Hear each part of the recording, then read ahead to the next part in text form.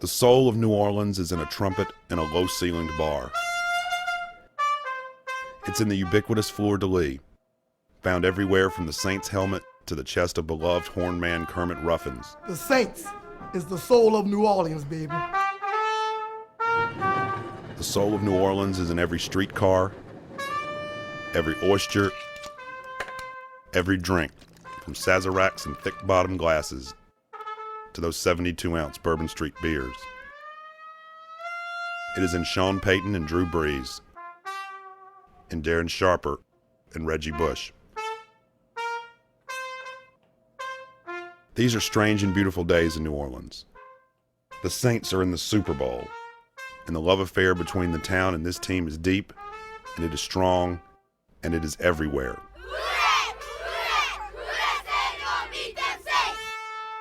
They are probably the best ambassadors of the recovery we've got. They carry a message from New Orleans that we're alive, we're energetic, we're unified, and damn it, we're tired of feeling like losers. The soul of New Orleans is on the left hand of the statue of Jesus. His thumb and forefinger are missing. People see the work of God in those missing digits. When Katrina approached Louisiana, it downgraded and turned, avoiding a direct hit. Jesus, you'll hear, flicked the storm away. I am glad that we have decided not to put the fingers back on the statue. It's a sign that God is using us to rebuild, and it's also a reminder of God's fidelity during a very difficult time for our city. The soul of New Orleans is in the things that returned, from the restaurants to the football team. This city inspires an irrational love for traditions and places. People mourn the ones that didn't come back after Hurricane Katrina and became even more fierce about the ones that did. The storm changed New Orleans, but not only for the worse. A new generation of leaders, from Brees to Chef John Besh, are determined to make the new Orleans the best New Orleans. I don't think New Orleans has a place for people that are lukewarm. I think you're either with us or you're against us. You have a city here made of people that want to be here, and that makes all the difference in the world. The soul of New Orleans is in its defiant, beating heart. Look at the roster. You'll find cast-offs, undrafted free agents, and late-round flyers. People see themselves as triumphant underdogs too.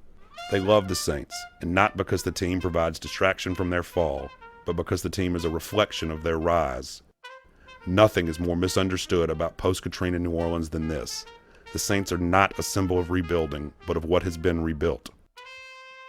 When you come to New Orleans, you see a community rebuilding itself. Every person you will encounter talks about it. They talk about the rebuilding of this team and how much hard work we put into our team and also our city.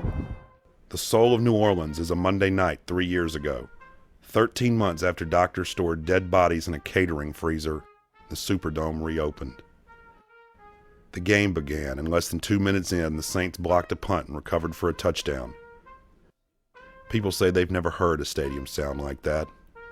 For 37 seconds, the announcer stayed quiet, the only noise coming from a screaming, frothing crowd. I know that there is a direct, correlation between our success and the belief that our city has in us. I want to win a championship for the city. The soul of New Orleans is in a city reborn, and in a football team and the people who love it. The New Orleans Saints are in the Super Bowl. Yes, these are strange and beautiful days.